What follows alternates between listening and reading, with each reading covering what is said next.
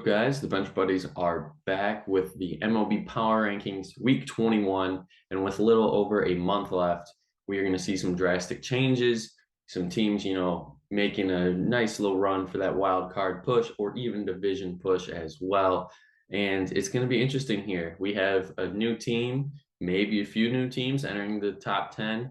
And we have in the top five, we have some shifting around. So make sure you guys stay to the end of the video to see that. But for the meantime, hit that subscribe button down below. Get to 200 subscribers, and we'll be doing that huge autograph item giveaway.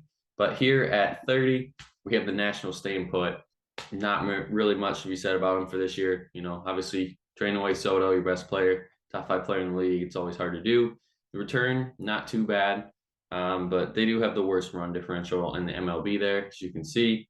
And they had their new prospect, get called up, Cade Cavalli. He got rocked in his first start, but hey, could honestly be worse. Couldn't have made it out of the first inning, but he's going to look to prove that what he can do for the rest of the year. 29th, we have the Oakland A's. They split the series against the Yankees at home, which was a surprise to a lot. Paul Blackburn and Cole Irvin are a good 1-2 punch, possibly moving forward for the A's. In the future, they've been very solid, especially Cole Irvin here in these last few starts.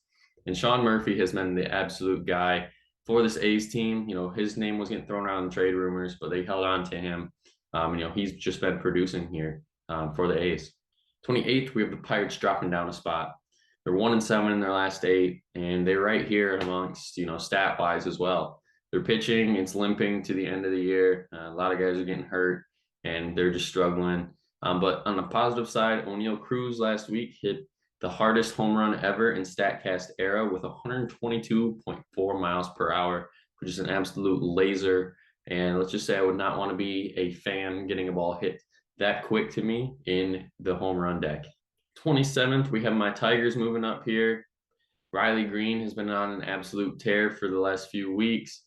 They're 5-2 in their last 7, and Eduardo Rodriguez is back, and that's a positive sign. But they still are last in home runs with 76, and they're not even close to 29th with Cleveland with 100. 24 back, it's pretty miserable for the Tigers here. But hopefully they can play some decent baseball down the stretch and possibly ruin, division foes' chances to make the postseason. 26, we have the Reds, and they can do the same here. Mix it up with the Brewers and the Cardinals. They're fighting for that NL Central, and they could be spoilers in a few of those games as well. But they're going to limp to the end with pitching as well, just like the Pirates. Hunter Green, he's probably expected back here in the next few weeks, so that's a positive sign that they didn't just shut him down. And he could be, a real, motivational piece, finish with a good, strong year, and then it'll just be, expectations coming in to have a, good second year. 25th, we have the Kansas City Royals. And this team, it's all about the young core. We've seen them start to, form and mesh and actually produce pretty well. Bobby Witt Jr. is, the biggest name out there in Kansas City besides Salvi. Salvi, he's been injured a little bit this year, but when he's been playing, he's been great. And Brady Singer is a name that not too many people are talking about as of late, with that 2.23 ERA since the start of August with 29 Ks. And Scott Barlow has been, pretty much the only reliable guy out of the Royals bullpen this year with that 2.36 in 61 innings. 24th, we have the Miami Marlins. This team at the All-Star break, was looking like they can maybe go for a push, potentially get into the playoffs, even with their hitting being atrocious and not healthy at all. But, unfortunately, it didn't happen for him. Jazz Chisholm got hurt. He hasn't resumed baseball activities yet. So, just when you lose your best player in that kind of situation, best hitter at least, that's the tough thing to bounce back from. But on the pitching side, they got Sandy Alcantara with the 2.11 ERA through a complete game, again, for his 4th in Major League. And, I think he is at least top 2 for the NL Cy Young. He should have started the All-Star game, but, it was in LA, so they gave it to Kershaw. And they do have 6 games this week. Some very good opponents they're playing, so we're going to see how they can stack up. 23rd, we have the Colorado Rockies, 15-24 since the All-Star break. That's all you need to know for this team. They've been hitting well all year, but just the pitching is just the downfall of this team. With an ERA over 5, you're not going to win a lot of games here in the MLB. And, an NOS team too as well. When you got to play the Dodgers 19 times a year, and the Padres. That doesn't help as well. 22nd, we have the Cubs dropping a spot. Nothing too much to think about there. Their starting pitching has been miserable this year because of health and just not being able to finish. They've 26th in quality starts this year with 33. Not the best. You're trying to get a lot out of your starters, and if you can't get that much, and their bullpen isn't the best either. So that's just kind of why they kind of falter and have this record here. But, if they would have got rid of Ian Happ and Wilson Contreras at the deadline, I think this team, would be looking towards the future again. But these guys are on expiring contracts, I believe. And I think, they may be able to return one or two, one or both of them next year if they really decide to. 21st, we have the Angels moving up here. And this is more in part to them just sweeping Toronto in Toronto after that horrible 6-game losing streak. And if you can go into Toronto right now, they're playing some good baseball. Going in Toronto, beat them, I think it's the case. You're a pretty solid team, at least for that series in that week. They're Ohtani, obviously he's going to be an MVP conversation behind Judge. Could he win it? It's possible, but it's not likely. Reed Detmers is a name not getting mentioned as well. A 2.91 ERA in 21.2 innings pitched and 24 Ks in August. And he had an even better July, I believe. So he's really figuring it out here after he got sent down and called back up. 20th, we got the Giants falling a lot, and they're on a 4-game losing streak. And this team, has been right around 500 every time, but now they're starting to kind of free fall down, playing some tougher teams. And you can see there, 6 games at home this week against the playoff teams currently. And if they can, sneak in the playoffs, they're going to have to win games like this. They're going to have to at least go 5-1 this week if they want to get back into the playoff race. 19th, we have the Diamondbacks. They're on a 3-game winning streak in Chicago. And that's because, they swept them. And, Tommy Henry pitched. He pitched well, got the win. And Zach Gallen, Merrill Kelly, they've just been, really well this year. The pitching, I think, is the bright spot for this Diamondbacks team. It's just going to be a matter of what bats they can get. It looks like Jake McCarthy is going to be a decent bat moving forward. Last 30 days for that 341 average, 13 RBIs, and 9 stolen bases. If they can get that production out of him almost every month, he's going to be a really good player for the time being. 18th, we have the Texas Rangers coming in at 58-69. This team I thought could have been a little better this year. I did have them kind of right around here in the preseason, but I thought they had a little higher expectations, bringing in Seager and Simeon, but they just struggled early in the year, and it's kind of wrote themselves. But they do have a positive run differential of +7. They're the only team with a losing record to have that. Adolis Garcia had his hit streak in 23 games against the Tigers. And, they got 6 games this week against some better teams than them. 17th, we have the White Sox dropping a spot. They seem like they're starting to fall back very slowly. Now they are 5 games back from Cleveland AL Central and 6 games back for the last wild card spot. They're 2-9 in their last 11, 28th in home runs. They're starting to fall off here, but their bright spots have been Jose Abreu and Dylan Cease, who've been consistently really good in keeping this team afloat. 16th, we have the Red Sox jumping 2 spots even after a losing week. But I think this is just because Trevor Story is back, in my opinion. He's going to be a huge bat added to that lineup, get some more production. And, they're going to go right into the thick of their schedule here going into September. A lot of divisional opponents, a lot of games to win and move up in those standings. And this week they got 3 in Minnesota, which will be a huge series for both teams. And speaking of those Twins, well, they're staying here at 15. They're on a 6-game losing streak, and then they turned it into a 3-game sweep against San Francisco. And if they, would have lost some more of those, I think they would have fallen down here a lot. But they are only 2 games back from Cleveland for the division, so they're still right in it. And, I said they have 6 games this week. They're a tough 3 versus Boston, and then going into Chicago to play the White Sox. 14th, we do have those Guardians, and it should say a 2-game lead on Minnesota in the AL Central. And, what is there to say about this Guardians team? They just can't pull away.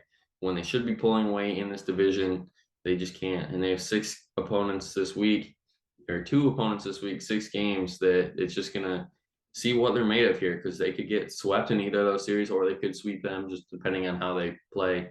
But the Baltimore series is going to kind of dictate how we think we can see this Guardians team.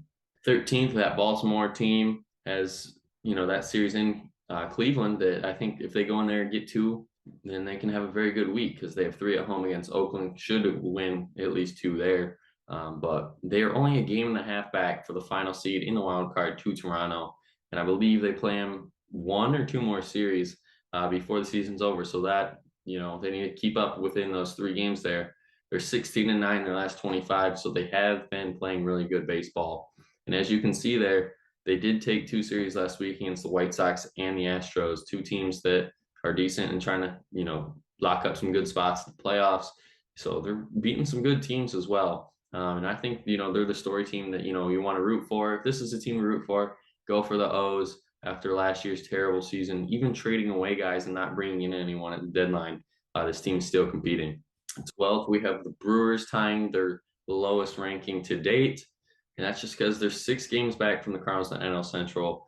2 weeks ago, I believe they were up 1 game, and now they're 6 games back. And it's just because Brewers have went cold and the Cardinals have got hot. And, they still have an 8 games above 500 record, but they're slowly falling apart here.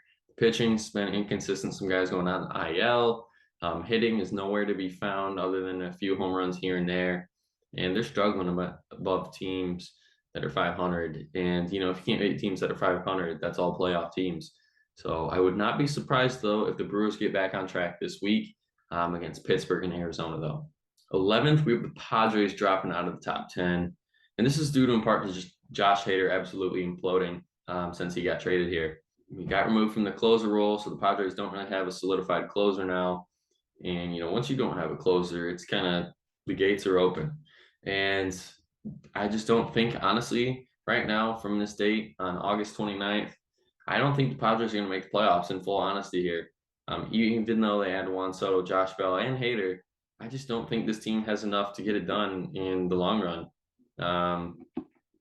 Could it happen?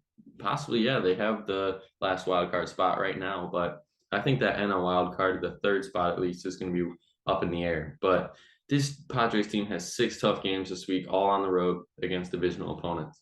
10th, we have the Mariners jumping back into the top 10, and they're 19-16 since the All-Star break. They signed Julio to that 14-year deal for almost $470 million total that he could possibly make. And they're the healthiest team, so they have no excuse right now. They have 6 games against the AL Central this week. They should win at least half of them, I would think, probably sweep the Tigers. But if they can go into Cleveland as well and take 2, this Mariners team could be moving up even more next week. 9th, we have the Blue Jays just dropping a spot. And this is in part to them, they were getting hot. And then, boom, just a 3-game losing streak just like that. And the question for them moving forward is, can they keep that 3rd spot over the Orioles? I think this week they will. They have the Cubs and Pirates, so very reasonable schedule for them this week. And Nate Pearson, don't forget about that name. Last year he played a little bit. He's been hurt this whole year. And if he can get, maybe a long relieving role, maybe a start or 2 even in the regular season, could he return? That could be a big boost for the Blue Jays heading into the postseason. 8th, we have the Tampa Bay Rays moving up here. They're 12-4 in their last 16. And this team could be getting even better here with Wander Franco and Tyler Glasnow possibly returning in the middle of September. And if they come back, that's just 2 huge key pieces that the Rays are getting back. And I think this team could be a scary team to run into in the postseason if those guys are returning healthy. And playing in the Trop is kind of, not really a tough place to play, but it's a dome stadium and it gets loud in there. I've experienced it when it's a pretty packed crowd. So playing in the Trop is always a tough place to play. And if, you're playing some home games in the postseason there, it's tough to win those games on the road. But they have 3 games this week against the Yankees in the Trop. And I think that'll be a very good weekend series. 7th, we have the Phillies.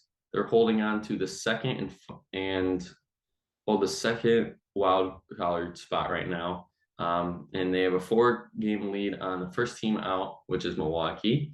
They're 22-9 in their last 31. Bryce Harper did return last weekend, and he had 2 RBIs in his return. So this Phillies team, they're fully equipped to make a run at it and go get it. And I don't see them slowing down either, especially at least not this week. They have 6 games out west. I think they should win at least half of those. Starting at 6, we got the Yankees, 8-16 in the last 24. So they've they've fallen off a lot recently. I had them at 1 for the longest time, and they just slowly have diminished down here to 6. But they still have that 7.5 game lead on Tampa for the AL East. But it could change this weekend if they go into Tampa and get swept. They did also lose Aroldis Chapman too, as well, after a bad tattoo. So I mean, he just bad luck for Chapman, this year. Starting the top 5, we have the St. Louis Cardinals, who currently hold a 5-game lead on the Brewers. It didn't update there. In the NL Central, they're 23-7 in their last 30. Goldie, probably is going to win the MVP at this point. I mean, his odds are minus 1,500. He's all but a lock unless he gets hurt. Now, Jack Flaherty could be back soon. He's making his 5th rehab start on Wednesday this week. And that's a storyline to look out for because they don't want to rush him too much, like they kind of did a little bit when he did come back this year and got sent to the IL in his first start back. But can we talk about Jordan Montgomery? Before his start in Atlanta, he was, the most dominant pitcher since the deadline. Obviously, got a little roughed up when Atlanta came into town, but everyone's got to have a bad start every now and then. But if Montgomery can bounce back this week in his start, I think it's against the Cubs. He's right on track to probably winning second half player of the year, in my opinion. 4th, we have the Atlanta Braves. They're 15-4 in their last 19. That's what made that series so good last weekend, Braves and Cardinals. Vaughn Grissom has been tearing the cover off the ball ever since he got called up. And, Ozzie Albies should be returning sometime maybe this weekend or early next week. And what is Vaughn Grissom going to do? Could he still be in the lineup? Or are they going to just put him on the bench? What are they going to do? Because he's been a hot bat in the lineup. So if you can hit, they're going to keep you in the lineup some way. But pitching side, Mike Sikora, is he going to be back early in September as well? He's starting his rehab appearances. And, this Braves team, once they get fully healthy, this will be a scary team as they're looking to run it back. The Mets are dropping a spot here. And in my opinion, I personally think the Braves are going to come back and take the division after the Mets have had a huge game lead on it kind of the whole year. Not huge, but, a good chunk of it. And they're 7-7 in their last 14, kind of just drifting, coasting to the playoffs, whatever you want to say. But, they're still a really good team. We get to see what they're made of this week, early in the week, when they play the Dodgers. And I think that'll be a good 3-game set to kind of see where both teams sit right now, entering the month of September. 2, we have the Astros moving up here, jumping those Mets. Not much to say here for this Astros team except good baseball. But, JV, he left his last start after 3 innings due to a calf injury. We don't know the severity of it. I don't think it's too much because I think we would have known by now if it was, IL trip or whatnot. But if he, should come back healthy, I think he's kind of got the Cy Young on lock as well in the AL. I mean, he's just coming back after Tommy John, 40 years old, absolute boss, and just, shoving. They have 5 games this week on the road against divisional opponents, but I don't think it's going to be too much of a tough challenge. And at 1, of course, we have the Los Angeles Dodgers. I mean, it's not even been close how good this Dodger team has been playing. They're 19.5 games up on the Padres in the NL West. So they can clinch it here, I believe, within the next 2 weeks if they really play some good ball and the Padres struggle a little more. And, the Dodgers are going to play some good ball. They're 21-5 in their last 26. They're number 1 in almost every stat category besides, I think it was quality starts. And Mookie Betts has been tearing the cover off the ball last week. 4 home runs, 7 RBIs, and a 346 average.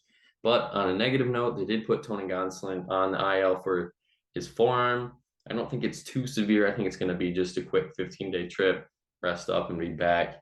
So it shouldn't be any more than 3 starts, I believe. I don't think they're going to give him a rehab assignment. But they have 7 games this week, all against some good opponents. Playing against Miami tonight in Miami and then heading up to New York for a good series and then closing it out at home against San Diego. But that's going to be it for the video today. Make sure you guys hit that subscribe button down below if you liked it. Let me know what you guys think on the rankings.